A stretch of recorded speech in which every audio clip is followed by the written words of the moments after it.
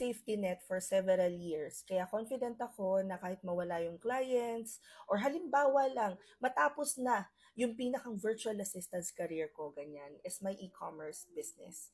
Kaya ito talaga yung minaster ko when I was starting out, is pinag-aralan ko yung mga negosyo ng mga clients na sinoservice ko back in 2013, 14, 15, ganyan. Tiningnan ko yung mga negosyo nila, how are they able to manage it, how are they able to sustain the business, and how are they able to parang find supplies, yung mga supplier, yung mga ganyan, pinag-aralan ko.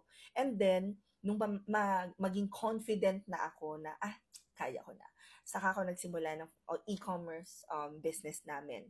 And I would highly recommend e-commerce business as a safety net. Sabi nga dito, key point to remember is you need to establish a safety net for yourself para in case of unexpected things na mangyari, you have something to rely on. Hindi pwedeng freelancing lang yung inyong pinakang negosyo. You have to learn how to diversify. You have to have different income streams bukod sa ginagawa ninyo online. Siyempre, online na rin lang tayo nag-work. Pinakamabilis na para sa akin, lalo na nung nagsisimula ako, is maghanap ako ng negosyo na online ko rin lang naman iha-handle and less puhunan. Yes, e-commerce businesses do not require that much na puhunan.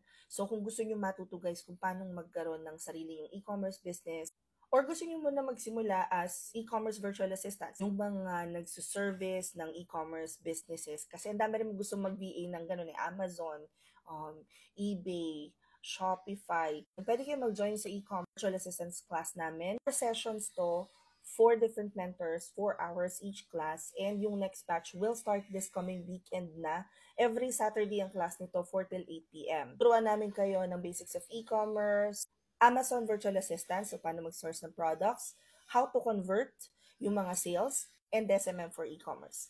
If you guys wanna join, punta lang kayo sa profile ko, tapos i-click nyo tong link na to. It will open this page. Pagkatapos, dun sa under open classes, hahanapin nyo lang 999 pesos lang to. So, 999 yung kasama ng 4 classes na yon. Makikita nyo 9990 to e-commerce. Pag click nyo yan, nandyan na sa form yung pinakang link kung paano mag-enroll. Kung nasa Instagram naman kayo, ito yung i-click nyo na link. At just in case guys na hindi gumana yung TikTok at saka yung Instagram, punta na lang kayo dito sa Facebook page ko. Pagkatapos makikita nyo dito sa, hanapin nyo lang yung video na to, makikita nyo doon sa mismong caption yung link doon sa form. Ganon din naman sa YouTube, makikita nyo doon sa description box. Etong class na to talaga yung isa sa maraming positive feedback kasi bukod nga sa naging BA na sila ng e-com, nagkaroon pa sila ng sarili nilang negosyo because nakita nila potential of actually establishing your own business bukod sa yung service na ino-offer mo as a freelancer. Anyway, mag-join na kayo, magko-close na yung form nito. Hope this helps. Comment any questions you guys have about working from home. Follow for more work from home chismis. Bye!